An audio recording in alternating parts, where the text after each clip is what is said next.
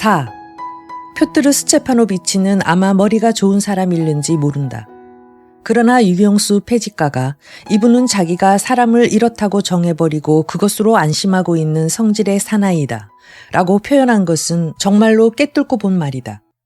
그는 램프계가 있는 곳에서 떠나면서 적어도 6일간은 지사의 마음을 가라앉혔다고 믿어 의심치 않았다. 이 6일이라는 기한이 그로서는 절대로 필요한 것이었다. 그러나 그의 짐작은 틀리고 말았다. 이것저것 할 것 없이 모든 것은 그가 독단적으로 결정한 기준에 근거를 두고 있었던 것이다.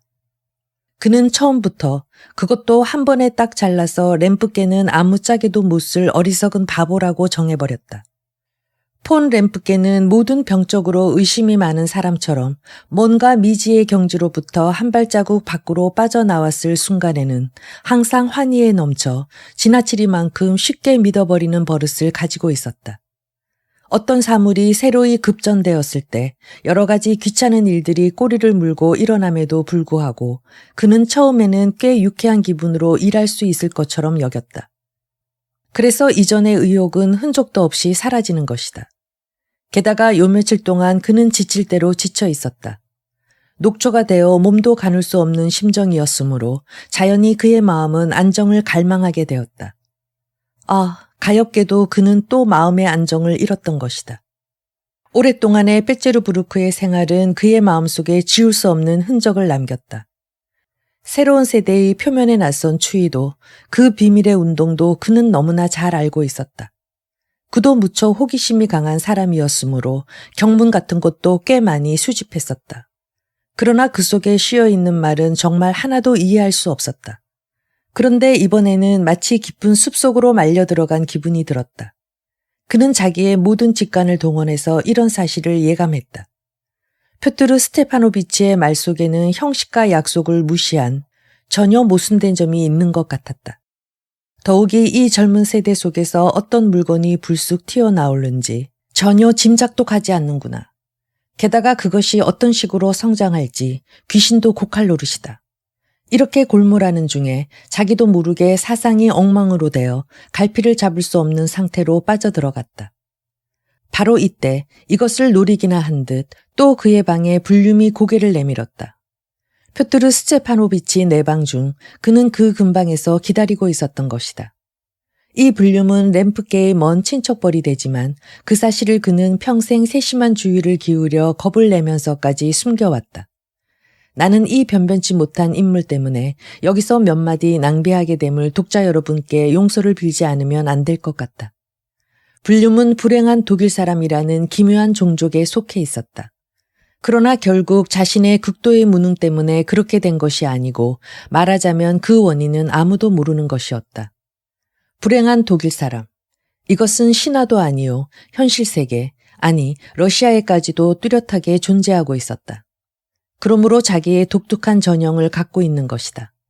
램프계는 한평생 참으로 측은한 생각이 들도록 그에게 동정을 베풀었고 근무 성적을 거둠에 있어 사정이 허락하는 한까지 자기 부하의 자리에 앉혀주었던 것이다. 그러나 그는 어딜 가나 운이 나빴다. 때로는 그 자리가 정원에 들지 못하기도 했으며 때론 상관이 바뀌기도 했었다. 한 번은 다른 패들과 함께 하마터면 재판소로 끌려갈 뻔하였다. 그는 만사에 꼼꼼하기도 했지만 지나치리만큼 필요 이상으로 꼼꼼하고 또 우울한 성격 때문에 늘 손해만 보았던 것이다. 머리털이 붉었고 키가 홀쭉하고 허리가 구부정한 사내로서 무척 감상적이었다. 심술궂은 주제에 고집이 세고 마치 소처럼 끈기가 있었지만 그 힘을 주는 방법은 언제나 헛다리 짚기가 일쑤였다. 그는 아내나 올망졸망 많은 아이들과 함께 오랜 동안 램프계에 대해 경건한 애착심을 갖고 있었다. 그러나 그를 좋아하는 사람은 램프계를 제외하곤 아무도 없었다. 율리아 미하일로브나는 당장 그를 불합격품으로 제쳐놨지만 그녀는 자기 남편의 그이에 대한 끈덕진 동정을 정복할 수 없었다. 이것이 그들의 첫 부부싸움의 원인이었다. 그것은 결혼 직후에 즐겁고 달콤하던 때에 난데없이 불륨이 부인 앞에 나타났을 때부터 발단되었던 것이다. 그때까지만 해도 부인으로서는 욕짓거리가 날 듯한 비밀의 친척관계를 가슴에 품은 채 아주 용의주도하게 부인의 눈에서 피해 다녔던 그였다. 램프께는 두 손 모아 빌면서 감상적인 어조로 불륨의 신세와 어릴 적부터의 두 사람의 우정을 호소했다. 그러나 율리아 미하일로브나는 자기가 영원히 씻을 수 없는 모욕을 받은 것처럼 느껴져 기절이라는 무기까지 이용하여 보았다. 그러나 램프께는 일보도 양보하지 않았다. 그리고 무슨 일이 있든 불륨을 버릴 수도 신변에서 멀리할 수도 없다고 선언했다. 이렇게 해서 마침내 부인은 기급한 나머지 불륨을 하는 수 없이 두게끔 용서했던 것이다. 다만 친척관계가 된다는 것만은 지금보다 한층 더 조심하여 될 수 있는 대로 숨기도록 결정을 보았다. 심지어는 불륨의 이름과 부친까지도 바꾸게끔 되었다. 그것은 어떻게 된 영문인지 지사의 이름과 부친과 똑같이 불륨도 안드레이 안토노비치라고 불러왔기 때문이었다. 불륨은 이 마을에 왔어도 어느 독일인 약제사를 빼놓곤 아무하고도 사귀려 하지 않았고 또 어디를 방문하려고도 하지 않았다. 다만 지금까지의 습관대로 혼자 지리하고 쓸쓸한 나날을 보내고 있었다. 그는 벌써 오래전부터 폰 램프께의 문학 도락을 알고 있었다. 그는 정해놓고 비밀리에 램프께 자작소설의 낭독을 듣도록 불려갔던 것이다. 대개의 경우는 꼬박 6시간씩이나 말뚝처럼 꼼짝 않고 앉아 있었다. 그리고 졸지 않고 웃음을 띠기 위해 혼신의 힘을 다 모았다. 그때마다 땀방울이 이마에 맺히곤 했다. 집에 돌아가면 다리 길고 말라빠진 아내와 함께 러시아 문학에 대한 은인의 안타까운 약점을 서로 슬퍼하며 괴로워하는 것이었다. 램프께는 고통스러운 표정으로 들어오는 불륨을 바라보았다. 불륨, 제발 부탁인데 나를 그냥 내버려 두게. 그는 불안스러운 듯 이렇게 빨리 말했다. 표트르 스테파노비치의 내방으로 중단되었던 아까까지의 대화를 또다시 새로이 시작하기를 몹시 꺼리는 듯했다. 그렇지만 이것은 전혀 미묘한 방법으로서 아무도 눈치채지 못하게 비밀리에 실행할 수 있습니다. 당신은 모든 고난을 소나기에 지고 있으니까요. 허리를 굽혀 살금살금 램프께 쪽으로 다가서면서 공손하고 집요한 태도로 무엇인가를 고집세웠다. 불륨, 자네가 그렇게까지 나에게 몸을 맡겨 나를 위해 봉사해 주니까 어쩐지 나는 자네를 볼 때마다 무서움에 간담이 서늘할 정도네. 당신은 언제 보아도 빠른 말씀을 하십니다. 그리곤 자신의 말에 만족하셔서 편안히 잠을 청하십니다. 그러니 그것이 당신을 해치고 있습니다. 불륨, 나는 이제 방금 충분한 확신을 얻었어. 그런 건 모두가 잘못 본 거야. 잘못 본 거란 말이야. 마음씨부터가 비뚤어진 저 거짓말쟁이 젊은 녀석의 말을 고지 들은 게 아닙니까? 당신 자신도 그 녀석을 의심하지 않았어요. 그놈은 당신의 문학상의 재능을 살살 기분을 맞춰 축혀 세워가지고 당신을 소나기에 휘어잡았던 거예요. 불륨, 자네는 아무것도 모르고 있어. 자네 계획은 이를 데 없이 바보 같은 짓이라고 내가 말하지 않았나. 그런 짓을 해서 무얼 하나 찾아내지 못하고 다만 무서운 소동만 일으킨단 말이야. 그리고 조소, 그 다음 율리아 미하일로브나. 아닙니다. 우리가 찾고 있는 것을 죄다 발견할 수 있음이 틀림없습니다. 오른손을 가슴에 갖다 대면서 불륨은 단호한 걸음을 한 발짝 지사 쪽을 향해 내디뎠다. 가택수색은 벼랑간 해치우는 게 좋습니다. 이른 아침에 말입니다. 그리고 당사자에 대한 예의도 법의 엄격한 형식도 물론 충분히 지켜야 합니다. 람신이라든가 젤라뜨니코프 같은 젊은 친구들도 어김없이 우리들이 원하는 것을 발견할 거라고 지나치게 단언하고 있습니다. 그들은 자주 그곳을 출입하고 있었으니까요. 베르호벤스키 씨의 동정을 하고 있는 것은 당신 한 사람뿐입니다. 스타브로긴 장군 부인께서도 딱 잘라서 그 사람의 보호를 거절했던 겁니다. 결백한 마음을 가진 사람은 불신과 사회주의적 교의의 근원이 항상 그곳에 숨어 있다고 믿어 의심치 않을 겁니다.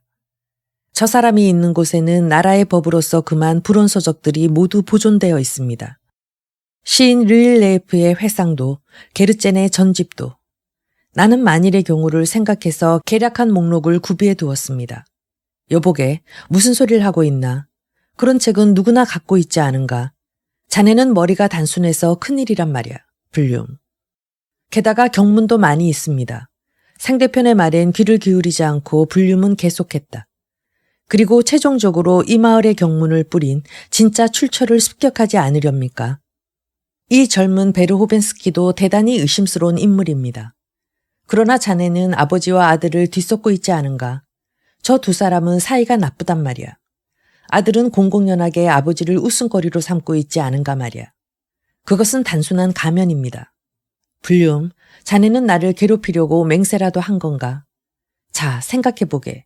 그분은 뭐니 해도 이 고장의 명사란 말이야. 전에는 대학 교수였어. 세상에 너무나 잘 알려진 사람인데 그분이 세론에 호소하면 어떻게 한단 말인가? 금세 온 마을이 웃음바다가 이루어지고 똥칠을 하게 되는 게 아닌가? 그리고 율리아 미하일로브나가 어떻게 말할까? 생각해보게나. 불륨은 점점 앞으로 다가오면서도 듣지는 않았다. 그분은 한낱 대학 조교수에 불과했습니다. 조교수란 말입니다. 관등으로 치자면 퇴직한 8등간입니다. 그는 손으로 자기 가슴을 때렸다. 훈장 하나 갖고 있지 않습니다. 더욱이 반정부 음모 혐의로서 면직되었던 겁니다. 그분은 이전에 비밀의 감시를 받고 있었습니다. 지금도 틀림없이 그럴 겁니다. 게다가 이번에 폭로된 불미한 사건을 고려해 보더라도 당신은 그것을 집행할 의무가 있습니다. 그럼에도 불구하고 당신은 오히려 실제의 범인을 두둔하여 공훈을 세울 기회를 일부러 놓치고 있는 겁니다. 윤리하다. 빨리 나가, 불륨. 이웃방에서 아내의 목소리를 들은 램프께는 다짜고짜로 이렇게 외쳤다. 불륨도 깜짝 놀랐으나 그래도 쉽사리 굽히려 들지 않았다. 허가를 해주십시오. 허가를. 한층 더 강하게 가슴에다 두 손을 누르면서 그는 또 앞으로 전진했다. 나가지 못해 하고 램프께는 이를 갈았다. 멋대로 해. 나중에. 하느님 맙소사. 커튼이 살짝 올라가더니 율리아 미하일로브나가 모습을 나타냈다. 불륨의 모습이 눈에 띄자 품위 있게 멈춰서더니 마치 이 사나이가 이곳에 있다는 사실 하나만으로도 그녀로서는 더할 나위 없는 모욕이라는 듯이 오만불손하고 화가 잔뜩 난 눈초리로 그를 힐끗 노려보았다. 불륨은 묵묵히 그리고 공손하게 허리를 깊숙이 굽혀 인사하자 존경의 표시로서 몸을 굽힌 채 두 손을 좌우로 약간 벌리면서 발돋움하여 살금살금 문 쪽으로 걸어갔다. 마지막으로 램프개가 히스테릭하게 외친 소리를 틀림없이 자네 소원대로 하라는 허락의 뜻으로 해석했던 건지 그렇지 않으면 결과의 성공을 지나치게 믿었음인지 어쨌든 나중에 소술되는 바와 같이 이 상관과 부하의 대화에서 비롯한 많은 사람들의 조속거리가 된 뜻하지 않은 사건은 순식간에 세상에 알려져서 율리아 미하일로브나의 맹렬한 분노를 불러일으켰을 뿐만 아니라 여러 가지 결과를 곁들이게 해서 램프께로 하여금 어찌할 바를 모르게 했으며 더군다나 가장 다사다망한 때에 이루 말할 수 없이 처참하고 우유부단한 심정으로 빠뜨리게 했던 것이다. 5. 표트르 스테파노비치를 위해선 무척 분주한 날이었다. 폰 램프게의 곁을 떠나자 그는 황급히 보고야 블렌스카야 거리로 뛰어갔다. 그러나 부이꼬바야 거리를 통과하면서 갑자기 까르마지노프가 살고 있는 집 앞을 지나가게 되었다. 그는 갑자기 걸음을 멈춰 생긋 웃자 그대로 그 집 안으로 들어갔다. 기다리고 계십니다. 하는 하인들의 말이 그에게 대단한 호기심을 안겨주었다. 왜냐하면 그는 자기의 방문을 미리 통보해 준 일이 없었기 때문이었다. 그러나 위대한 문호는 정말로 그를 기다리고 있었다. 더욱이 어제 그저께부터 기다리고 있었던 것이다. 나흘 전 그는 표트르 스테파노비치에게 자기의 원고 메르시를 넘겨주었다. 그것은 율리아 미하일로브나가 계획한 축제일의 문학회에서 낭독할 것이었다. 자기의 걸작을 발표 전에 보여준다는 것은 듣는 사람의 자존심에 좋은 영향을 끼쳐줄 것이라 믿었으므로 특별한 배려에서 한 일이었다. 표트르 스테파노비치는 벌써부터 한 마음속을 꿰뚫고 있었다. 이 허영에 가득 차고 응석받아 제멋대로 굴 뿐더러 더욱이 선택되지 못한 계급의 사람들에 대해선 무례할 만큼 거만한 이 나라의 명사는 표트르 스테파노비치의 눈치만 살살 살펴 아첨을 해왔었다. 그것도 아주 열심히였다. 내가 보는 바로는 그가 이 청년을 러시아 전국에 걸친 비밀혁명운동의 개수로서는 생각지 않았지만 적어도 러시아 혁명운동의 비밀에 가장 밀접한 관계를 가지고 새로운 세대의 절대적인 세력을 가진 하나의 인간으로서 여기고 있었다. 그런 기미를 표트르 스테파노비치도 느꼈음에는 틀림없었다. 러시아에서 가장 총명한 명사의 이런 기분은 그에게 비상한 흥미를 안겨다 주었다. 그러나 그는 지금까지 어떤 이유로서 그 진상을 밝히기를 극히 꺼려했던 것이다. 위대한 작가는 자기 누이 집에 몸을 붙여 살고 있었다. 그녀는 시종간의 아내이자 여지주였다. 부부는 천하의 명사인 이 친척의 한결같은 공경을 표하고 있었지만 지금은 유감스럽게도 모스크바에 머물고 있어 시종간의 먼 친척벌이 되는 가난한 노부인이 접대역의 영광을 짊어지게 되었다. 이 노파는 벌써 오랫동안 이 집에 살고 있어 모든 살림살이를 도맡고 있었다. 카르마지노프가 이 집에 도착하면서부터 이 집안 식구들은 전전긍긍하여 발끝으로 살금살금 걷게 되었다. 이 노부인은 거의 매일같이 모스크바에 편지를 띄워 어떻게 주무셨고 무엇을 드셨고 이런 자잘구레한 일까지 보고했던 것이다. 한 번은 전보로서 시장댁 만찬에 초대된 후 한 숟가락의 건의제를 잡수시지 않으면 안 되셨다고 보고했을 정도였다. 노부인에 대한 그의 응대는 점잖고 무미건조해서 무엇인가 용무가 없으면 입을 떼지 않았기 때문에 그녀는 좀처럼 작가의 방에 들어가지 않았다. 표트르 스테파노비치가 들어갔을 때 그는 붉은 포도주를 컵에 반쯤 따라 놓고 조반의 꼬틀레트가를 먹고 있었다. 표트르 스테파노비치가 전에도 가끔 들렀지만 그때마다 이 조반의 꼬틀레트가를 먹고 있는 그에게 부딪혔던 것이다. 그는 손님 앞에서 먹어치웠지만 한 번도 손님에게 권하는 일이 없었다. 꼬틀레트가를 먹은 다음 따로 커피를 조그만 찻잔에 가져왔다. 식사를 가져오는 아이는 연미복에다 부드럽고 소리 안 나는 구두를 신고 장갑을 끼고 있었다. 냅킨으로 입을 닦으면서 카르마지노프는 긴 의자에서 일어나면서 진정 즐겁다는 표정을 짓고 키스하기 시작했다. 이것은 특기할 만한 러시아 사람의 습관으로 특히 유명한 사람에게만 국한되어 있다. 더욱이 표트르 스테파노비치는 예전의 경험에서 이 사람은 입맞추는 신용만 할 따름이지 실은 뺨을 내밀 정도임을 기억하고 있었으므로 이번엔 자기도 그렇게 하였다. 두 사람의 볼은 맞닿았다. 카르마지노프는 거기에 눈치챈 태도를 보이지 않고 긴 의자에 앉고는 사뭇 유쾌한 표정을 짓고 표트르 스테파노비치에게 맞은편 안락 의자를 가리켰다. 이쪽은 그 의자에 털썩 주저앉았다. 자네 그 조반은 어떻게 했나? 오늘은 종례의 습관을 깨뜨리고 이렇게 물었다. 그러나 물론 정중한 부정적인 답을 암시하는 듯한 어조였다. 표트르 스테파노비치는 즉시 아침 식사를 원했다. 모욕받은 것 같은 놀라움의 그림자가 주인의 얼굴을 흐리게 했다. 그러나 그것도 잠시였다. 그는 신경질적인 몸짓으로 배를 울려 하인을 불러 자신의 인격에도 맞지 않는 성난 말투로 언성을 높여 한 사람분의 식사를 더 가져오도록 일렀다. 자네 무엇을 좋아하지? 꼬틀레트가 혹은 커피? 그는 다시 한번 물었다.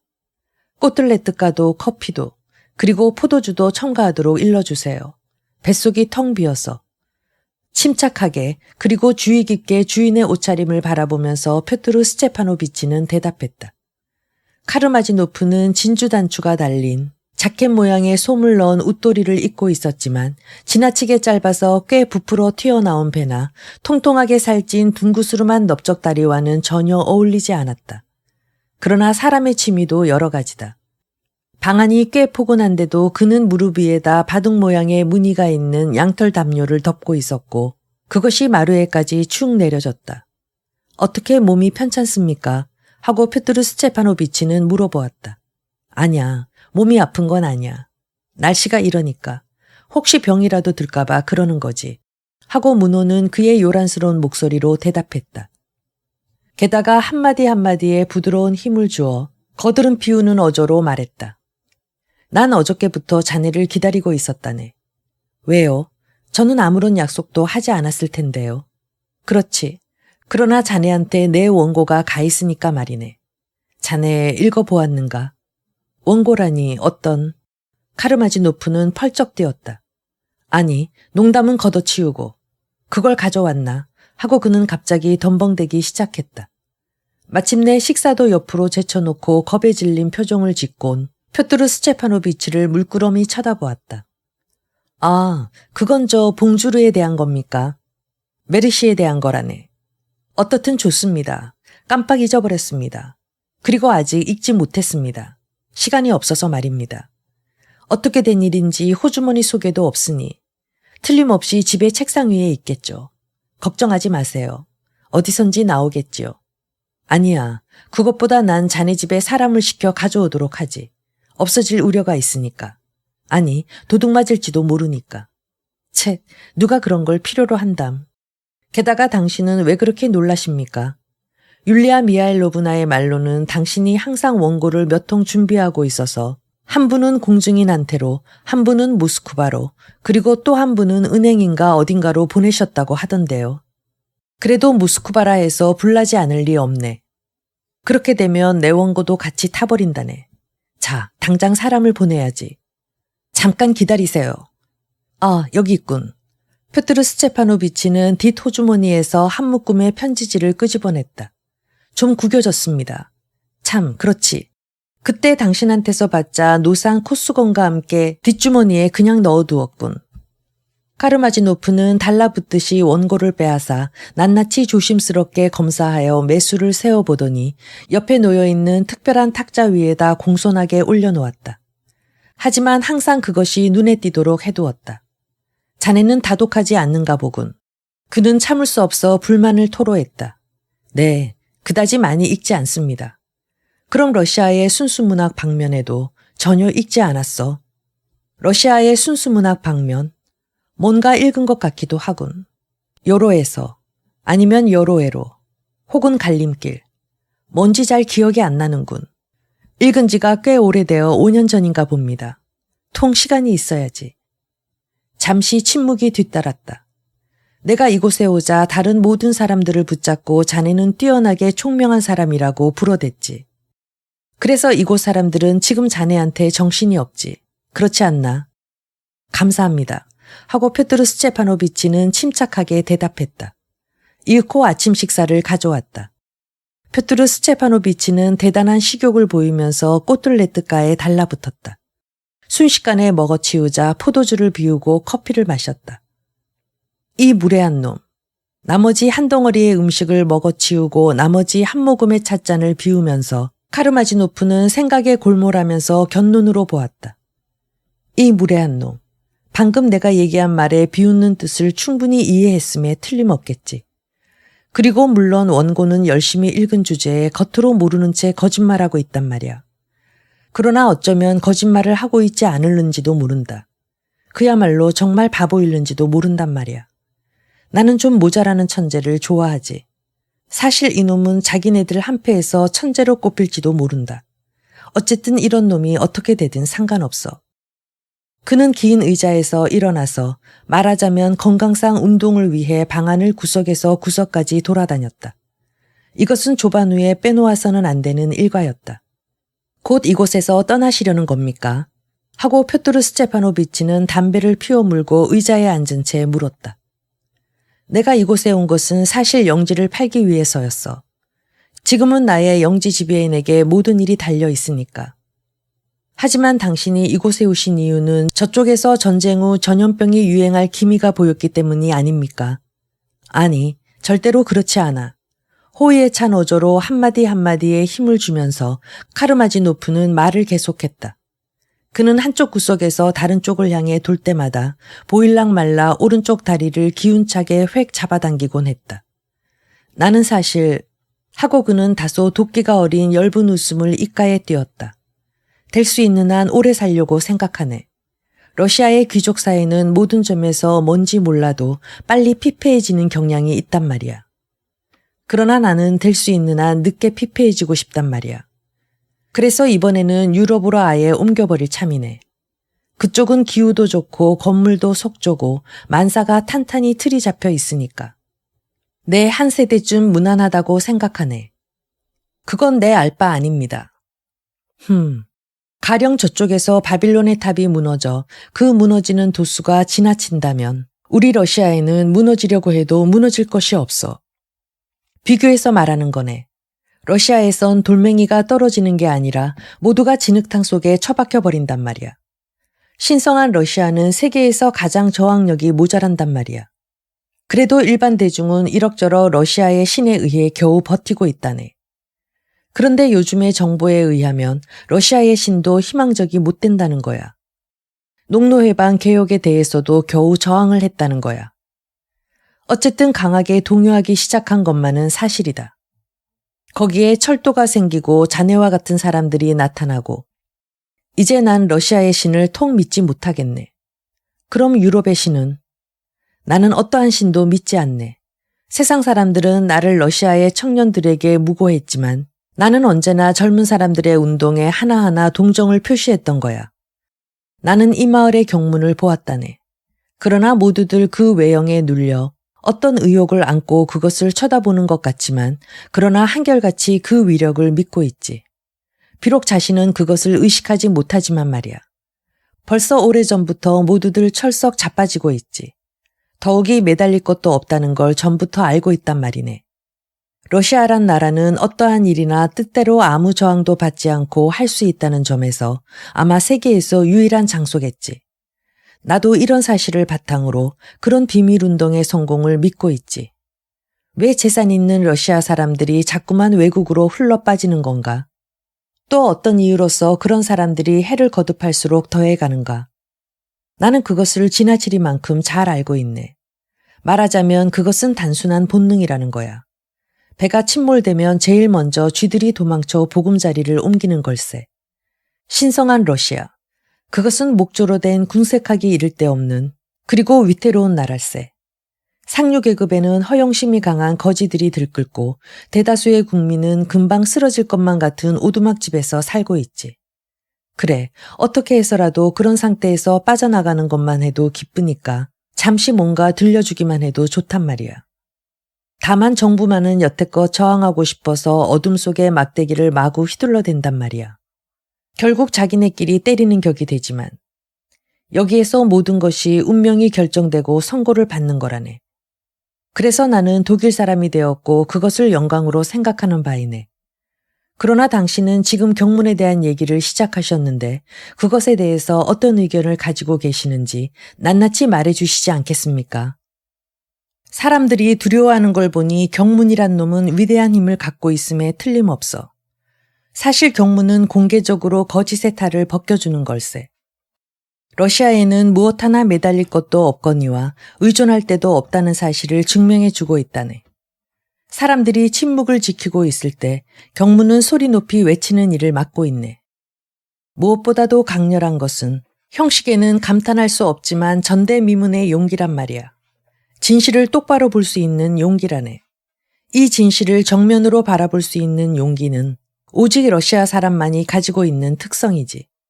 어째서 유럽에서는 그만큼 대담하지 못한가? 그쪽은 돌의 나라이기 때문에 아직 의존할 곳이 있거든. 내가 보고 판단하는 바로는 러시아 혁명 사상의 본질은 모든 명예의 부정이라는 점에 귀결되고 있어. 나는 이 점을 대담하게 그리고 아무런 두려움도 없이 표현했다는 사실, 그것이 마음에 들었어. 어쨌든 유럽은 이것을 이해하지 못하네. 그런데 러시아에서는 바로 이 점을 향해서 일로 매진하고 있단 말이야. 러시아 사람에겐 명예란 여분의 쓸데없는 짐에 불과하네. 그렇지. 항상 그의 모든 역사를 통해서 무거운 짐이었던 거라네. 불명예에 대한 개방된 권리를 미끼로 러시아 사람을 낚는다는 것은 참으로 쉬운 일이지. 나는 9세대의 인간이므로 까놓고 말하지만 아직 명예의 편에 서 있다네. 그러나 그것도 간습에 지나지 않네. 내가 낡은 형식을 좋아하는 것은 말하자면 마음이 좁은 탓이겠지. 그러나 어쨌든 여생을 보내지 않으면 안 되니까. 그는 갑자기 입을 다물었다. 그런데 나는 짓거리고 짓거려대고 있는데 하고 그는 생각했다. 이놈은 묵묵히 내 모습만 살펴보고 있단 말이야. 이놈이 찾아온 것은 내가 정면으로 질문을 하도록 만들자는데 목적이 있는 것 같단 말이야. 좋아. 그렇게 질문해보자. 실은 율리아 미하일로브나께서 나한테 의뢰를 했습니다. 내일 모레의 무도회에서 당신이 어떤 뜻하지 않은 선물을 준비하고 계시는지 그것을 꾀를 부려서 탐지해내라고 말입니다. 도련 표트르 스테파노비치는 이렇게 물었다.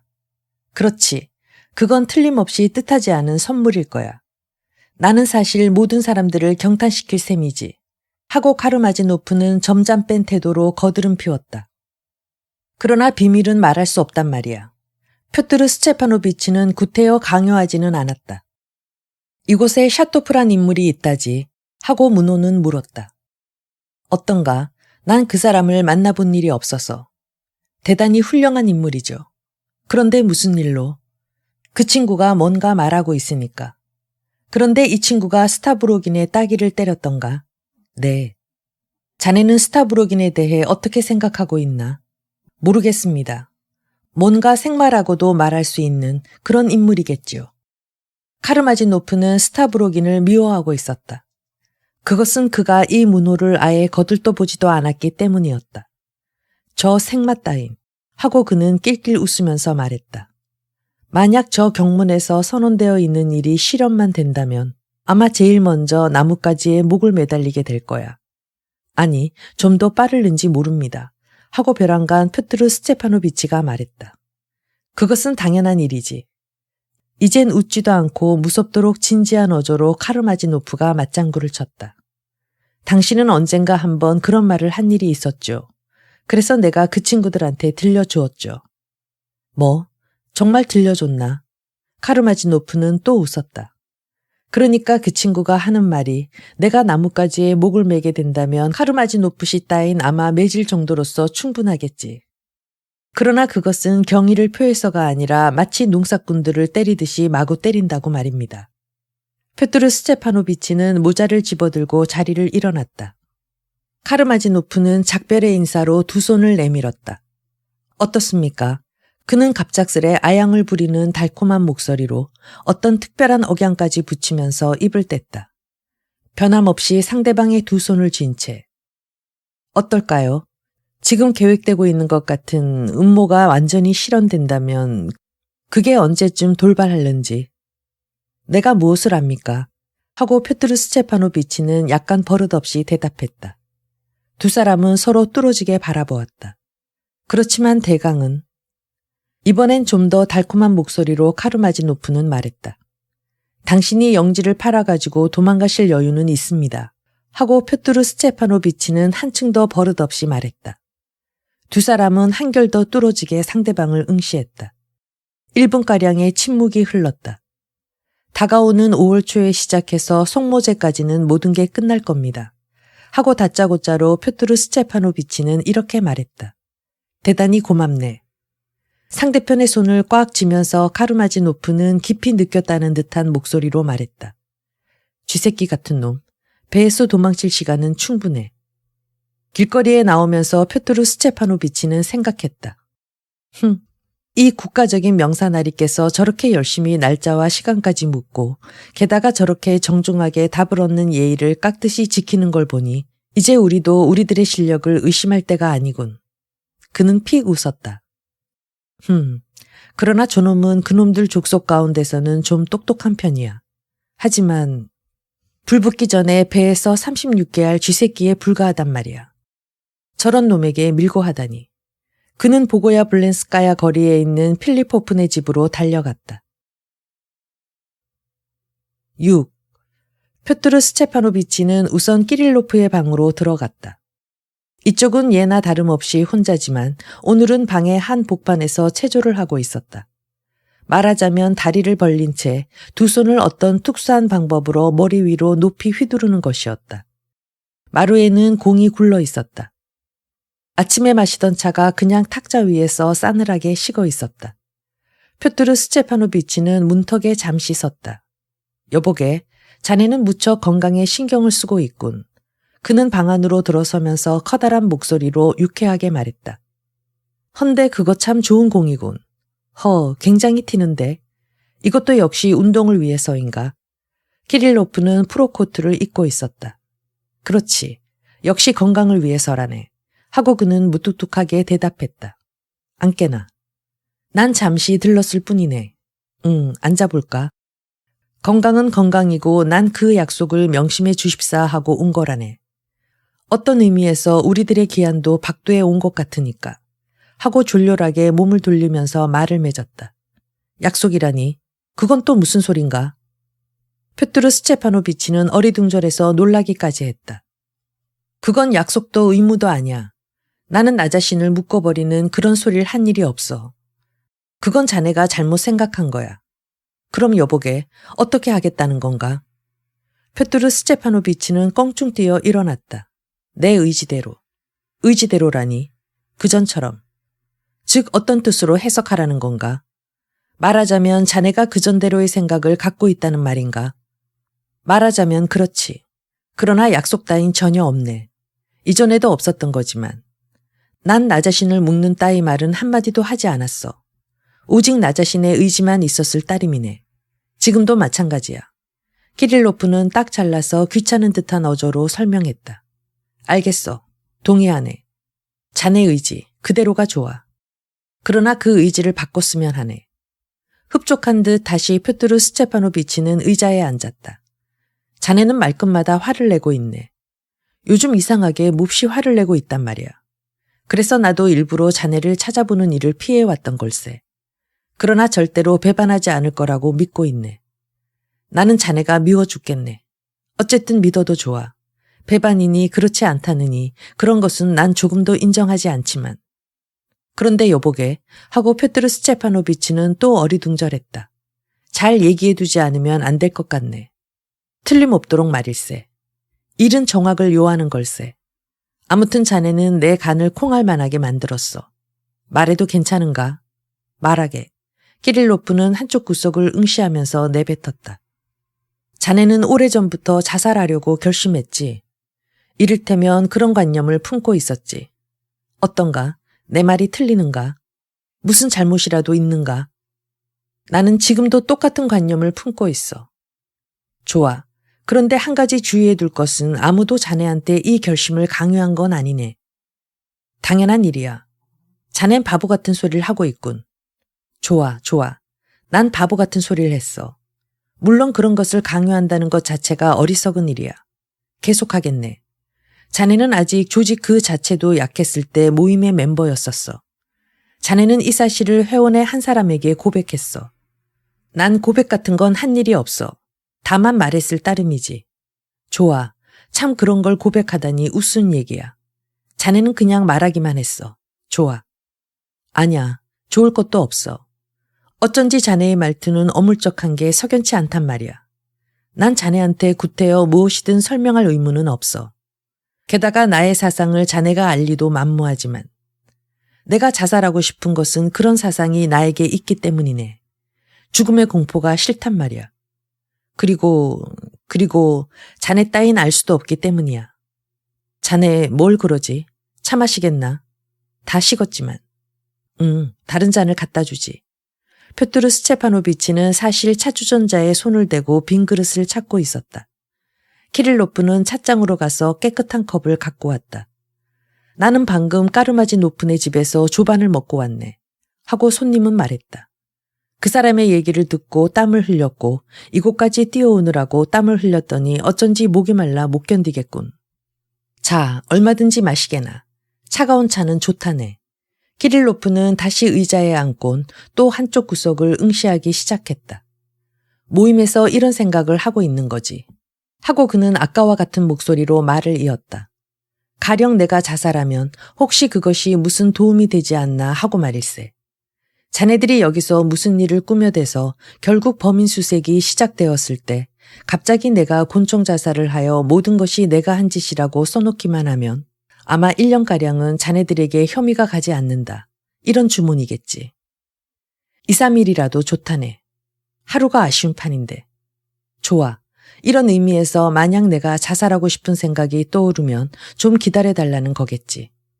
그래서 나는 모임에서 그 시기를 말할 때까지 기다리겠다고 대답해 두었다네.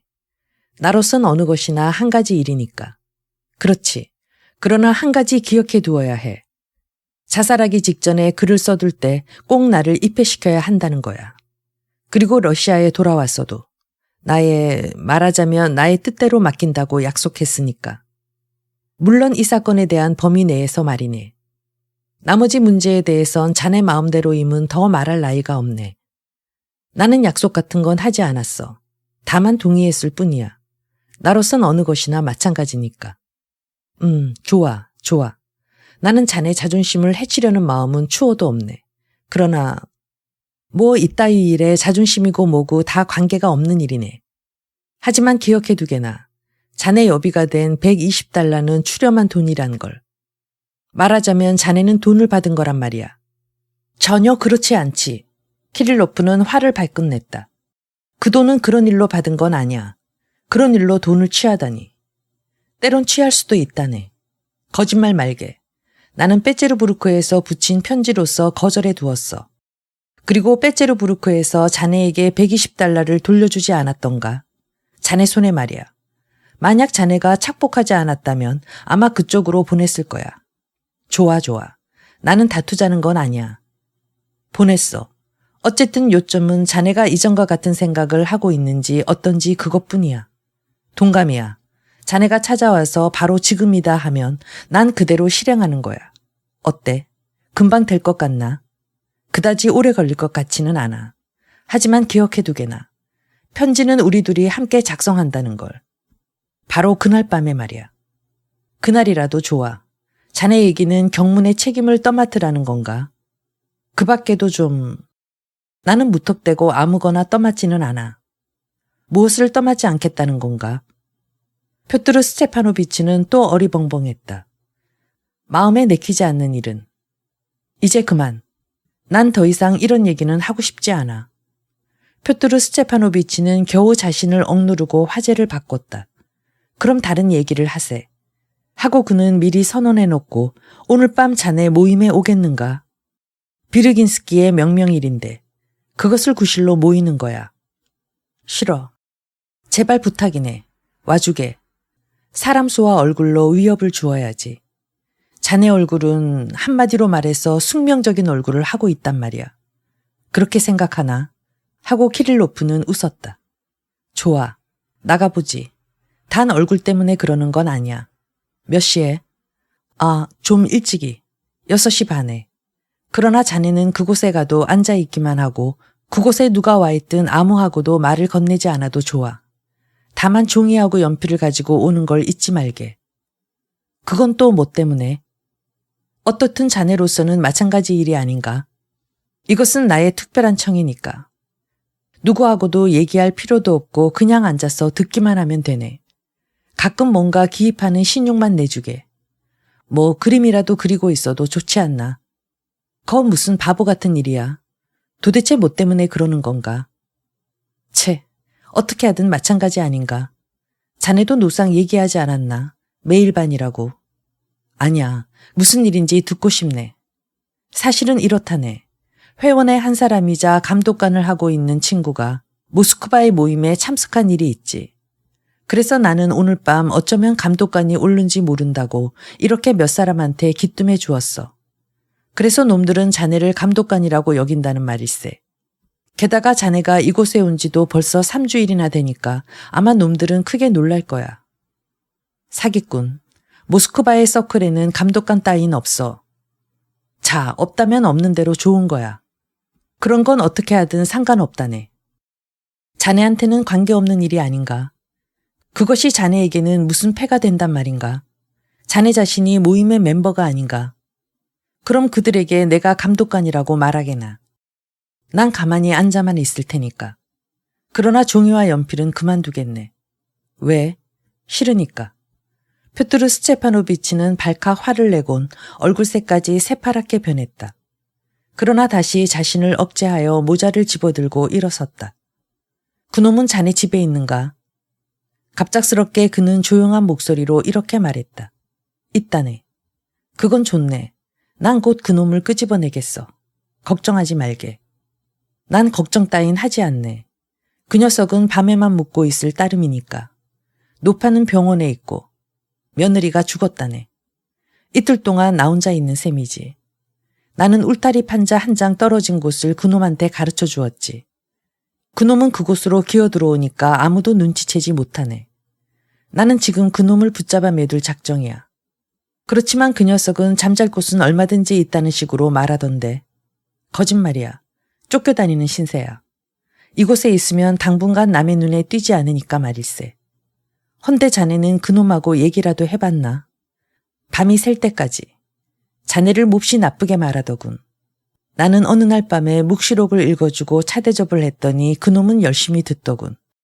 아주 열심히 밤새 내내 말이야. 에잇, 바보 같은 것. 그래, 자네는 그놈을 그리스도교회라도 집어넣을 작정인가? 그 녀석은 그런 일을 하지 않아도 원래가 기독교 신자라네. 걱정할 것 없어. 그놈은 곧 죽일 거야. 그런데 자네는 누굴 죽일 셈인가? 아니야. 난 그런 목적으로 그놈을 나한테 두고 있는 건 아닐세. 따로 목적이 있어서. 그런데 샤토프는 저 폐지가에 대한 일을 알고 있나? 난 샤토프와는 말하지도 않고 만나지도 않네. 화라도 내고 있는 건가? 아니야. 별로 싸운 일도 없네. 다만 서로 등을 돌리고 있을 뿐. 너무 오랫동안 아메리카에서 얼굴을 맞대고 있었으니까. 나는 지금 그 친구한테 들를 작정일세. 생각대로. 난 또 스타브록인과 함께 그쪽에서 돌아오던 길에 여기에 들릴지도 모르겠네. 10시경에. 들르게나. 난 그 사람하고 중대한 일을 상의해야 하니까. 그런데 자네 공을 나한테 넘겨주지 않겠나? 지금은 자네한테 필요도 없을 텐데. 나도 체조 좀 하고 싶네. 필요하다면 돈을 지불해 줄 테니. 자, 가져가게. 표트르 스체바노비치는 공을 뒷주머니에 넣었다. 나는 스타브로긴을 위하지 않는 일이라면 무슨 일이든 자네한테 시키지 않겠네. 손님을 보내면서 키릴로프는 뒤에서 이렇게 중얼거렸다. 이쪽은 놀란 듯이 그를 쳐다보았지만 별로 대꾸도 하지 않았다. 키릴로프의 마지막 말이 적지 않게 표트르 스체파노비치를 당황케 만들었다. 그러나 그는 그 뜻을 미처 파악하지도 못한 채 샤토프의 방으로 가는 계단을 밟고 있었다. 그는 자기의 불만스러운 얼굴을 부드러운 표정으로 바꾸려고 고심했다. 샤토프는 집에 있었으나 조금도 불편을 느끼고 있지 않았다. 침대에 누워있는 채 옷은 그냥 입고 있었다. 야, 이거 안 됐군. 하고 표트르 스체파노비치는 문턱에서 소리쳤다. 많이 아픈가? 그의 얼굴에 부드러운 빛은 금세 사라졌다. 뭔가 아기에 찬 빛이 그의 눈에서 번쩍거렸다. 아니, 조금도. 샤토프는 신경질적인 모습으로 자리에서 일어났다. 난 아프지 않네. 머리가 좀... 심지어 그는 자기 몸도 가누지 못하는 것 같았다. 이런 뜻밖의 출연이 그를 아주 어리벙벙하게 한 듯 싶었다. 내가 찾아온 용건은 앓고 있어서는 안 되는 그런 일이라네. 하고 표트르 스체파노비치가 재빠르게 먼지 위험이 깃들인 어조로 말문을 열었다. 어쨌든 앉겠네. 그는 앉았다. 그리고 자네도 그 침대에 앉게나. 그렇지. 오늘은 비르긴스키의 생일이라는 명목으로 동지들이 그곳에 모인다네. 그렇다고 별로 특별한 색채를 띠는 건 절대로 아닐세. 그렇게 하게끔 다 되어 있네. 나는 니콜라이 스타브로긴과 함께 떠날 셈이네. 나도 자네의 사상을 알고 있기 때문에 구태여 그런 곳으로 끌고 갈 생각은 없었지만 더욱이 그것은 자네를 괴롭히지 말라는 의미지 결코 자네가 밀고 할 거라고 생각했기 때문은 아닐세. 그런데 결국 자네도 참석해야만 될 것 같네. 그곳에 가서 동지들을 만나 어떤 방법으로 탈퇴할 것이며 누구에게 자네의 짐을 인도할 것인가 하는 그런 것을 깨끗이 결정지어야 하지 않겠는가. 남의 눈에 띄지 않게 하는 걸세. 나는 자네를 어딘가 구석자리로 끌고 가겠어. 아무튼 사람들이 많으니까 모든 사람에게 알릴 필요는 없어. 사실 나는 자네 덕분에 한동안 입을 놀렸다네. 그렇지만 지금은 모두가 동의한 것 같네. 단 자네가 인쇄기계와 일체의 서류를 인도한다는 조건부로 말이야. 그렇게 되면 이젠 자네 멋대로 활개를 치고 아무데나 갈 수 있게 되는 셈일세.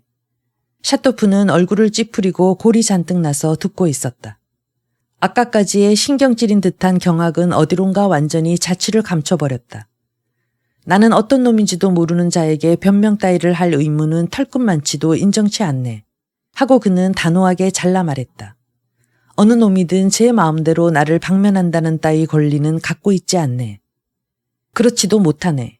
자네한테 많은 비밀이 알려진 이상 말이야. 자네가 그렇게 쉽사리 손을 뗀다는 그런 권리는 없네. 게다가 자네는 이때까지 한 번도 그 사실을 명백히 밝히지 않았기 때문에 남들을 모두 애매한 위치로 몰아넣었단 말일세. 난 이곳에 오자 즉시 명백하게 서면으로서 진술하지 않았나. 아니야, 명백하지 않네. 하고 표트루 스테파노비치는 조용하게 공박했다. 예를 들면 내가 자네한테 빛나는 인물과 그 밖에 2가지 종류의 경문을 보내서 이곳에서 인쇄한 연후에 청구할 때까지 어딘가 자네가 있는 곳에 숨겨두라고 부탁했을 때 자네는 아무런 의미도 없는 애매한 편지와 더불어 그것을 대본했지 않았나? 나는 정면으로 인쇄를 거절했어. 그렇지. 하지만 정면으로 거절한 것은 아니잖나. 자네는 다만 할 수 없다고만 썼을 뿐이지. 어떤 이유인지 원인을 설명하지 않았지 않나. 할 수 없다는 싫다하고는 그 뜻이 다르단 말이야. 단순히 외부적인 어떤 물질적 원인으로 해서 할 수 없었다. 이렇게도 생각할 수 있단 말이야. 결국 우리들은 이렇게 해석했기 때문에 자네는 역시 모인과의 관계를 지속하는 데 동의했다고 간주하게 된 걸세. 그러나 차후로 자네한테 무슨 비밀을 밝혔다가 스스로를 위태롭게 만든다는 우려도 없었던 것은 아니야. 여기 동지들 사이에서는 이런 소리를 하고 있다네. 자넨 무엇인가 중요한 정보를 얻어 그것을 밀고 하기 위해 우리들을 기만하고 있다고 말이야. 하지만 나는 자네를 굳고 변호하면서 자네를 위해서 유리한 증거물로서 자네가 쓴 바로 2줄가량의 서면상의 답장을 보여주었다네. 그러나 지금 읽어봐도 이 2줄의 문구는 명백성이 결여되어 있고 기만에 떨어질 우려가 있다는 점은 나 자신도 인정하지 않을 수 없단 말이야. 자네는 그 편지를 그렇게 귀중하게 보관해 두었던가? 보관해 두었다라니 뭐 그리 대단한 것은 아니야. 지금도 가지고 있네. 에이, 멋대로 해라. 이 악마 같은 놈. 하고 샤토프는 소리를 질렀다. 너희들 바보 녀석들은 내가 밀고 했다고 멋대로 생각해도 좋아. 그런 것은 내 알 바 아니야. 다만 너희 놈들이 나에게 어느 만큼한 짓을 할 수 있나 그것을 보고 싶을 따름이야. 자네를 알뜰히 블랙리스트에 올려놓고 혁명이 성공하면 제1착으로 목을 달아매겠네. 그건 자네들이 최고의 권력을 잡고 전 러시아를 정복했을 때의 일인가? 자네 웃지 말게나. 되풀이하지만 난 자네를 변호했던 거라네. 어쨌든 오늘은 참석하도록 권하겠네. 거짓 자존심 때문에 쓸데없는 소리를 해서 무슨 소용이 있다는 건가? 그것보다 사이좋게 헤어지는 쪽이 낫지 않은가? 그리고 뭐니 해도 그 인쇄기와 낡은 활자와 서류는 인계하지 않으면 안 되네. 바로 이것을 말하려는 걸세. 가겠네. 심사숙고하듯 머리를 떨어뜨리고 샤토프는 중얼거렸다. 표트르 스테파노비치는 자기 자리에서 그를 힐끗힐끗 쳐다보았다. 스타브로긴도 가는가? 갑자기 머리를 쳐들면서 샤토프는 물었다. 틀림없이 온다네. 2 사람은 또 잠시 말이 없었다. 샤토프는 성미가 까다로워진 듯이 쓴웃음을 입가에 띄웠다. 내가 여기서 인쇄를 거절한 자네의 비열한 빛나는 인물은 인쇄되었는가? 되었지. 역시 그걸 게르첸 자신이 자네의 앨범에다 썼다고 하면서 중학생들을 부추기는 건가? 게르첸 자신이 썼네. 또다시 2 사람은 3분가량 잠자코만 있었다. 마침내 샤토프는 침대에서 일어났다. 자, 내 방에서 나가주게. 난 자네하고 함께 앉아있고 싶지 않아. 가겠네. 오히려 유쾌하게 이렇게 말하곤 표트르 스테파노비치는 즉시 자리에서 일어났다. 그러나 단 한 가지 묻고 싶네. 참, 키릴로프는 저렇게 딴체에서 정말 혼자 하녀도 두지 않고 살고 있는 것 같은데. 혼자라네. 자, 가주게. 난 자네하고 방에 같이 있을 수 없어. 내 놈은 이제 정말 좋게 된단 말이야. 표트르 스테파노비치는 길거리에 나오자 유쾌하게 생각했다. 오늘 밤에 좋은 사람이 될 거야. 나에겐 지금 내 놈 같은 바로 그런 인간이 필요한 거야. 더 좋게 바랄 순 없네. 더 좋게 바랄 순 없어. 러시아의 신 스스로가 도와줄 걸세. 7. 아무튼 이날은 여러 곳으로 분주하게 뛰어다니며 꽤 애를 썼던 것 같아. 더욱이 애쓴 보람도 있었음에 틀림없다. 그것은 그가 정각 저녁 6시에 니콜라이 부세블로도비치의 집에 나타났을 때 그의 의기양양한 얼굴에도 나타나 있었다. 그러나 그는 곧 만나지 못했다. 니콜라이 부세블로도비치는 방금 마브리키 니콜라이비치와 함께 서재에 들어가 얼씬도 안 했기 때문이다. 이 소식은 순식간에 그를 불안하게 만들었다. 그는 손님이 돌아가기를 기다리기 위해 바로 문 옆에 주저앉았다. 얘기 소리가 들리긴 했으나 말은 도저히 포착할 수가 없었다. 이 방문은 오래 걸리지 않았다.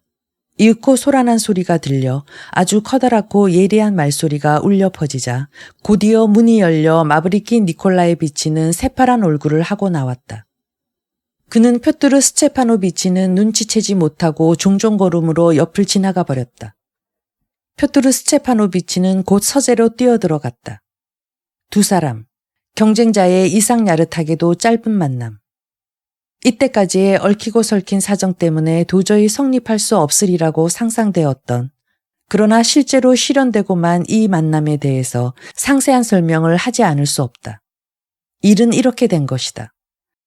식사 후에 니콜라이 부세블로도비치는 서재의 안락의자에서 졸고 있으려니까 돌연 알렉세이가 들어와서 뜻하지 않은 손님의 내방을 전했다.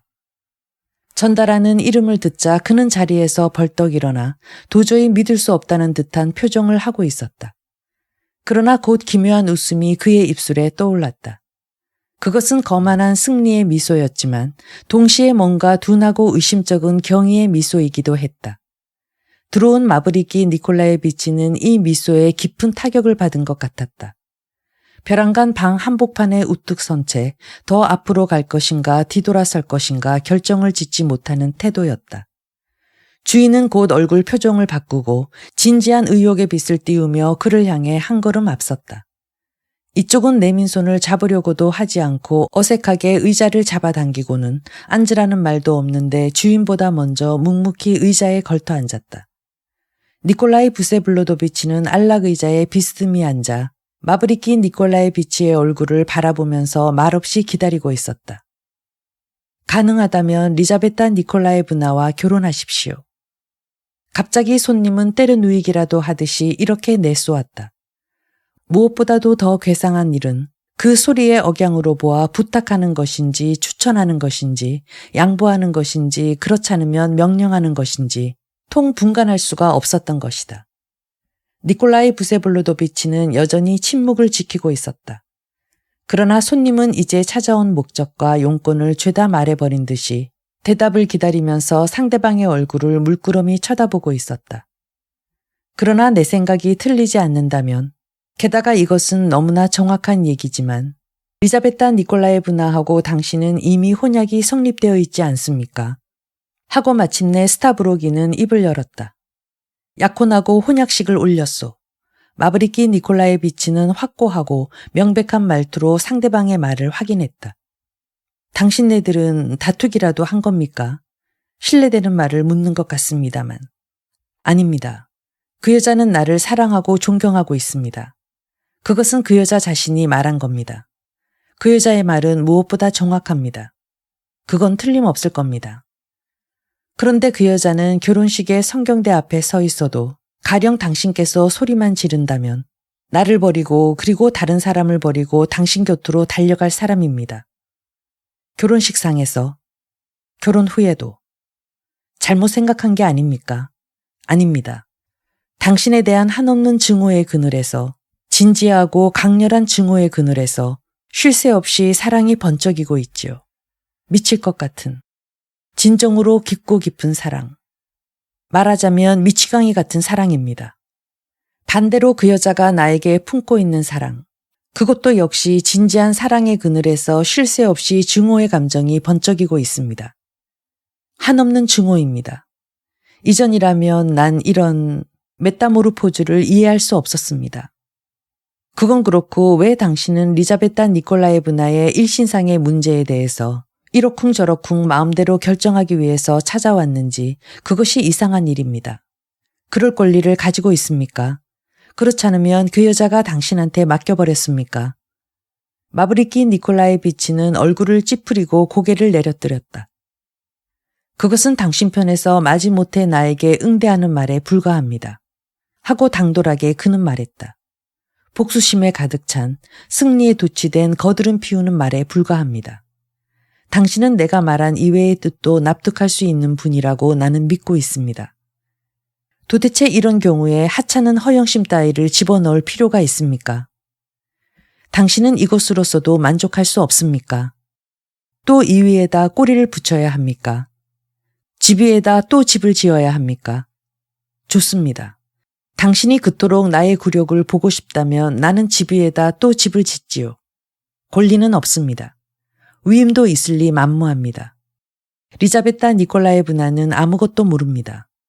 그렇지만 그녀의 약혼자는 이젠 최후의 이성마저 잃고 정신병원에라도 갈 그런 꼴이 되고 말았습니다. 더욱이 그것도 모자라서 당신한테 그것을 보고하러 찾아온 것입니다. 전 세계에서 그녀를 행복하게 할 수 있는 사람은 당신밖에 없습니다. 그리고 그녀를 불행하게 만들 수 있는 것은 오직 나뿐입니다. 당신은 그 여자를 공박하고 한없이 괴롭히고 있지만 웬일인지 모르겠으나 결혼하려고도 하지 않습니다. 만약 그것이 외국에 있을 때부터 시작된 사랑 싸움이고 그 종말을 맺기 위해 나를 희생시켜야 하겠다면 어서 그렇게 해주세요. 그 여자가 너무나 불행하기 때문에 나는 그것을 참아 볼 수 없습니다. 내 말은 승낙도 아니며 명령도 아닙니다. 그렇기 때문에 당신의 자존심도 해칠 리 없습니다. 또 당신이 나를 대신해서 성경대 앞자리를 차지하고 싶다면 나의 승낙 같은 것은 받지 않고서도 그대로 하셔도 무방합니다. 그렇게 된다면 구태여 이런 미친놈 같은 소리를 하기 위해서 여기에 찾아올 필요도 없었음은 물론입니다. 특히 나의 결혼은 지금의 나의 행위로 인해 아주 불가능하게 되었으니까요. 나는 비열한 놈이 되면서까지 그 여자를 재단으로 인도할 수는 없습니다. 내가 여기서 하고 있는 짓은 내가 당신에게 그 여자를 팔아넘기고 있다는 것은 그 여자의 불구대천의 원수에게 판다는 것은 내 눈으로 보면 도저히 용납할 수 없는 비열한 짓이니까요. 당신은 우리가 결혼하면 자살하겠소. 아니, 훨씬 나중에. 나의 피로써 그 여자의 깨끗한 웨딩드레스를 더럽혀서 뭘 하겠소. 때에 따라선 아마 자살 따윈 하지 않을 겁니다. 지금도, 그리고 앞으로도. 당신은 그렇게 말해서 나를 안심시킬 참이지요. 당신을 하찮은 피 한 방울이 튀었다 해서 눈 깜짝할 당신인가요? 그의 얼굴은 새파랗게 질렸다. 그 눈은 불꽃이라도 튀길 것 같았다. 짧은 침묵이 흘렀다. 실례되는 일을 물어봐서 죄송하게 되었습니다. 하고 스타브로기는 다시 말문을 열었다. 그 중에도 몇 가지 사실은 전혀 물어볼 권리가 없는 성질의 것이었습니다. 그러나 단 한 가지만은 충분히 물어볼 권리가 있는 것 같습니다. 다름이 아닙니다. 당신은 어떤 근거가 있어서 리자베타 니콜라예브나에 대한 나의 감정을 그런 식으로 결론 지은 겁니까? 다시 말하면 내가 말하고 싶은 것은 그 감정의 정도입니다. 그 점에 대해서 당신이 어떤 확신을 가지고 있었으니까 이렇게 나한테로 찾아와서 그리고 그런 공고의 모험을 감히 하려 드는 게 아닙니까? 뭐라고요? 마브리키 니콜라예비치는 몸을 부르르 떨기까지 했다. 도대체 당신은 그 여자를 탐내지 않았던 거요? 탐내려고도 하지 않고 바라지도 않은 거요? 보통 나는 여자들에 대한 나 자신의 감정을 당사자 이외에 누구든 간에 제3자에게 말할 수 없습니다. 미안하지만 그것은 인간 기능의 이상스러운 특질인 것입니다. 그 대신 다른 일이라면 무엇이든 진심을 털어놓을 수 있습니다. 나는 결혼한 몸입니다. 때문에 결혼한다거나 여자를 탐내려고 한다거나 하는 일은 이미 불가능합니다. 마브리키 니콜라예비치는 이젠 완전히 놀라서 의자 등에서 둥실둥실 떠있는 것 같이 안절부절 못했다. 그리고 잠시 동안 꼼짝 않고 스타브로긴의 얼굴을 쳐다보았다. 난 그런 일을 생각조차 못했소. 하고 그는 중얼거렸다. 당신은 그때 그날 아침에 결혼하지 않았다고 말했기 때문에 난 그대로 믿고 있었어요. 그는 무섭도록 얼굴이 창백해졌다. 벼랑간 그는 두 주먹을 불끈쥐고 온 힘을 다해 책상을 쾅쾅 내리치기 시작했다. 만약에 당신이 이런 고백을 한 연후에도 리자베타 니콜라예브나를 단념치 못하고 그 여자를 불행하게 만든다면 나는 당신을 울타리 밑에 있는 개처럼 막대기로 마구 때려 죽여버릴 테야. 이렇게 말하자 자리에서 벌떡 일어나 종전걸음으로 방에서 나가버렸다. 갑작스레 뛰어들어온 표트르 스테파노비치는 주인께서 뜻하지 않은 기분에 잠겨있는 걸 보았다. 아, 자네군. 하고 스타브로기는 큰 소리로 웃었다. 그것은 견딜 길 없는 호기심에 사로잡혀 뛰어들어온 표트르 스테파노비치의 모습이 그야말로 우스꽝스러워서 웃었던 것이다. 자네는 문에서 엿들었군. 잠깐, 자네는 무슨 일로 온 거지? 뭔가 자네한테 약속한 것 같은데. 아, 생각이 난다. 동지들한테로 가려는 거지. 갑시다. 대단히 좋아. 자네도 지금 이것보다 시기에 적절한 일을 생각해낼 수 없었겠지. 그는 모자를 집어들었다. 두 사람은 곧장 집을 나섰다. 당신은 동지들을 보게 된다고 미리부터 웃고 있는 겁니까? 유쾌하게 슬슬 기분을 맞추면서 표트르 스테파노비치는 이렇게 말했다. 그는 때론 좁은 인도의 벽돌길을 니콜라이와 나란히 걸어가려고 애쓰기도 했으며 때론 차도 쪽으로 뛰어내려 진흙탕을 밟기도 했다. 그것은 같이 가고 있는 니콜라이가 저 혼자 인도의 한복판을 걸어가면서 좁은 길을 온통 차지하고 있다는 것조차 알지 못했기 때문이었다. 조금도 웃지 않네 하고 스타브로기는 커다란 소리로 유쾌하게 대답했다. 오히려 그곳에 모인 자네 동지들은 누구보다도 제일 진실한 사람들이라고 믿고 있네. 음침한 아둔패기들이죠. 이것은 언젠가 당신이 평한 말입니다. 그러나 사람에 따라선 음침한 아둔패기들만큼 유쾌한 것이 없다네. 그건 저 마브리키 니콜라에비치에 대해서 말한 거지요. 그 사람은 지금 당신한테 약혼녀를 양보하러 왔죠. 틀림없죠. 실은 내가 간접으로 그 친구를 욕해 주었죠. 양보해주지 않으면 우리들은 직접 그의 손에서 빼앗겠다고. 네.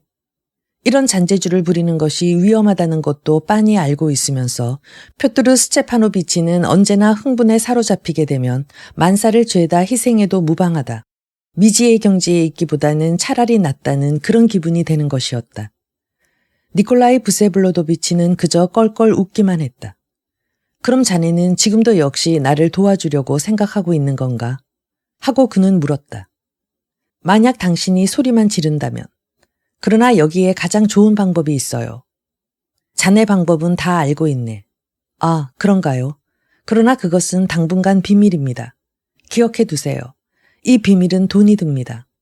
얼마 드는지까지 알고 있다네. 하고 스타브로기는 입속으로 어물거렸지만 겨우 억누르고 입을 다물었다. 얼마 든다고? 당신은 뭐라고 말했어요? 하고 표트르 스테파노비치는 펄쩍 뛰었다. 나는 말이야. 그따위 비밀이나 가지고 자네 갈 대로 가버려라 하고 말했다네. 그것보다 여보게 그곳에 가면 사람들이 모이는가? 명명일에 간다는 것쯤은 알고 있지만 도대체 누가 오는 건가? 오, 그건 별의별 잡동사니들이 다 모이죠. 끼릴로프도 올 겁니다. 모두 각 지부의 회원들만. 채, 당신도 왜 그렇게 성급하죠? 아직 지부 따윈 하나도 성립되지 않았어요. 그렇지만 자네는 꽤 많은 경문을 사방에다 뿌리지 않았나? 지금 우리들이 가고 있는 곳에는 통틀어 4사람의 회원만이 있습니다. 나머지는 모두 어떤 것을 기대하면서 서로 앞을 다투어 서로 정탐하고 그것을 나에게 보고하고 있습니다. 유망한 친구들이죠. 어쨌든 이 모든 것이 한갓 자료에 불과하니까 이것을 조직하고 정리하지 않으면 안 되죠. 게다가 당신이 손수 규약을 썼으니까 구태여 당신한테 설명할 필요가 없겠지요. 어떤가? 진행 상태가 좋지 않은가? 고장이라도 생긴 건가? 진행? 쉬운 일이 어디 있겠소. 우스운 얘기를 하나 해드리죠. 무엇보다도 효과가 있는 것은 관료식입니다. 관료식만큼 효과가 큰 것은 없더군요. 나는 일부러 관등과 직책을 고안해냈어요. 비서도 있고 비밀감시원도 있고 회계원도 있고 의장도 있고 기록계도 있고 그리고 그 조수도 있다는 식으로 말이죠. 그것이 무척 마음에 들어 대환영을 받았죠. 그 다음에 뒤따르는 힘은 물론 감상주의입니다. 러시아의 사회주의가 전파된 것은 주로 감상주의의 덕택입니다. 다만 골칫덩어리인 것은 물어뜯기나 하는 소위 같은 녀석들이 나오는 겁니다. 조금만 마음을 놓으면 골마 터진단 말이요. 그 다음은 정말 사기꾼들입니다. 이것들은 괜찮습니다. 때론 아주 쓸모가 있습니다. 그 대신 이 녀석들에게는 시간을 많이 잡아먹힙니다. 한시도 마음을 놓아선 안 되고 계속 감독해야 합니다. 그리고 마지막으로 가장 중요한 힘은 다름 아닌 자기 자신의 의견에 대한 수치입니다. 일체를 결합시키는 시멘트입니다. 참으로 굉장한 힘입니다. 사실 어느 누구의 머릿속에도 자기의 사상이 털끝만치도 남지 않았다는 사실은 도대체 어느 사랑스러운 녀석의 공이겠소. 그들은 꼭 치욕처럼 생각하고 있단 말이오. 그렇다면 왜 자네는 그렇게 덤벙거리고 있는 건가? 그래도 하는 일 없이 누워만 있고 하는 것을 멍청하게 입만 벌리고 보고 있는 작자들을 어찌 낚아채지 않을 수 있겠소. 어쩌면 당신은 성공의 가능성을 진지하게 믿지 않는 것 같군요. 아무튼 신념은 있습니다. 다만 욕망이 필요할 따름입니다. 말하자면 저런 녀석들을 상대하니까 성공은 가능한 겁니다. 난 자신에게 말할 수 있습니다. 저 녀석들이라면 불 속에라도 들어가게끔 할 수 있어요. 다만 너희들의 자유사상이 아직 불충분하다 라고 고함만 치면 그것으로 족합니다. 바보 같은 녀석들은 내가 중앙본부니 수없이 많은 지분이 하고 허풍만 떨고 다닌다고 비난하고 있거든요. 당신도 언젠가 그 일로 나를 책했지요. 그러나 도대체 거기에 어떤 거짓이 있다는 거요? 중앙본부는 당신하고 나입니다. 지부 따윈 얼마든지 만들 수 있어요. 어중이 떠중이들만. 자료입니다. 그놈들도 쓸모가 있죠. 그럼 자네는 역시 나를 목표로 두고 있군. 당신은 영수입니다. 우리들의 힘입니다. 나는 당신 옆에 붙어있는 한낱 비서에 불과합니다. 우리들은 저 배에 타는 겁니다. 단풍나무 노를 저으며 명주돛을 펄럭이며 뱃머리엔 어여쁜 처녀 리자베타가 앉아있고 뭐라고 하던가 저 노래는 에이 어쨌든 좋아요. 막혀서 망설이는군 하고 스타브로기는 큰 소리로 껄껄댔다. 아니 그보다는 더 좋은 얘기를 하지. 자네는 지금 손가락을 꼽으며 모임을 성리시키는 힘을 셈했지. 관료식이라든지 감상주의라든지 모두 훌륭한 풀칠임에 틀림없지만 또 하나 더욱 좋은 게 있다네. 다름 아닐세. 네 사람의 회원을 교사해서 나머지 한 회원을 밀고 할 우려가 있다고 죽여버리는 걸세. 그렇게 되면 자네는 즉시 그 흘린 피로써 네 사람을 꽁꽁 하나로 올가맬 수가 있다네. 이젠 그들이 완전히 자네의 노예가 되어버려 반기를 들 수도 없거니와 설명을 요구할 수 없게 된단 말이야. 하하하. 그러나 너는 그 말을 나에게 값주고 사야만 할걸 하고 표트르 스테파노비치는 속으로 생각했다. 오늘 저녁 당장 그렇게 해줄 테니까. 너는 지나치게 마음을 놓고 있단 말이야. 이렇게 아니 거의 이런 식으로 표트르 스테파노비치는 마음속에서 생각지 않을 수 없었다. 그런 동시에 두 사람은 비르긴스키네 집으로 가까이 다가서고 있었다. 자네는 물론 저 친구들에게 나를 마치 외국에서 온 인터내셔널과 관계가 있는 회원처럼 불러댔지. 감독관인지 뭔지. 갑자기 스타브로기는 이렇게 물었다. 아닙니다. 감독관이 아닙니다. 감독관이 되는 것은 당신이 아닙니다. 당신은 외국에서 온 창립회원으로 여러 가지 중대한 기밀을 알고 있다. 이것이 당신의 역할입니다. 물론 당신은 몇 마디 하시겠지요. 그건 어떤 점에서 자네가 결정한 건가? 이렇게 된 이상 몇 마디 해야 할 의무가 있습니다. 스타브로기는 놀란 나머지 가로등에서 멀지 않은 한길 복판에 우뚝 멈춰섰다. 표트르 스테파노비치는 대담하게도 태연스럽게 상대방의 눈길을 받고 있었다. 스타브로기는 침을 탁 뱉곤 또 계속해서 걸어갔다. 그럼 자넨 무엇인가 말하겠군. 벼랑간 그는 스테판 트로피모비치에게 물었다. 아냐, 난 당신 얘기나 듣겠어요. 빌어먹을, 자네는 정말 나에게 암시를 주는군. 어떤? 하고 표트르 스테파노비치는 껑충 뛰었다. 아니, 거기 가서 말하지. 그러나 그 대신 나중에 자네를 실컷 두들겨 주겠네. 알겠나? 실컷 두들기겠단 말이야. 아, 그래서 생각납니다만 아까 카르마지노프에게 이렇게 말했어요. 즉 당신이 카르마지노프에 대해서 그놈을 실컷 두들겨줘야 한다고. 그것도 겉보기가 아니고 마치 농사꾼을 때려주듯이 곤장을 쳐야 한다고 말입니다. 그러나 난 그런 소리를 한 번도 한 일은 없다네. 하하. 뭐 상관없어요. 사실이 아니더라도. 고맙네. 진정 감사하네. 그런데 말이죠. 카르마지노프가 또 이런 소리를 하더군요. 우리들의 교인은 본질상 명예심의 부정이라고. 그리고 파렴치에 대한 숨김없고 떳떳한 권리만큼 러시아 사람들을 낚아올릴 좋은 미끼가 없다고 말입니다. 명언이군. 금언이군.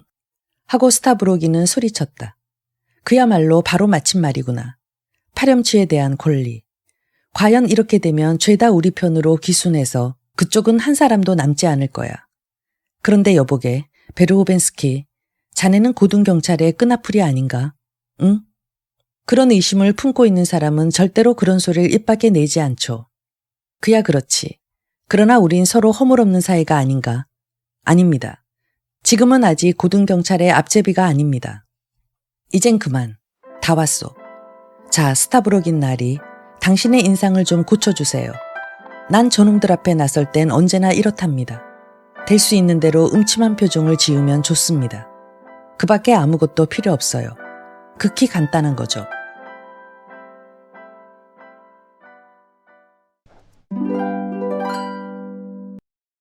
인간 심리의 날카로운 해석, 표도르 도스토옙스키. 표도르 도스토옙스키는 러시아 문학의 최고의 거장 가운데 한 명으로 죄와 벌, 악령, 카라마조프가의 형제들, 지하로부터의 수기로 유명한 작가이다. 1821년 모스크바에서 의사의 차남으로 태어난 도스토옙스키는 어린 시절부터 도시적인 환경에서 자랐으며 문학에 대해 관심이 많았다고 전해진다.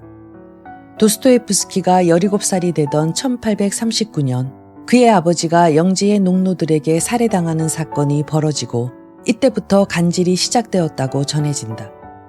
평생 동안 도스토옙스키를 괴롭힌 간질은 그의 작품에 큰 영향을 미친 것으로 알려져 있다. 젊은 시절 도스토옙스키는 사회주의 활동을 벌였고 모임에서 고골에게 보내는 편지를 낭독한 것으로 인해 사형이 선고되었으나 총사령이 집행되기 직전에 시베리아로 유배가게 되었다. 가혹한 시베리아 유영 생활 동안 성서를 접한 도스토옙스키의 사상은 사회주의에서 기독교적 인도주의로 변하게 되었고 이는 이후 그의 대표작들에서 두드러지게 표현된다. 시베리아 유형이 끝나고 도스토옙스키는 문학 활동에 전념했다. 시베리아 생활을 하며 악화된 간질과 취미 생활이었던 도박은 이 시기 그의 작품에서 자주 사용하는 소재가 되었다. 인간의 본성과 러시아의 정치, 사상, 사회에 대한 분석, 가난한 소시민층의 대변은 그의 작품을 상징하는 키워드라 할 수 있다.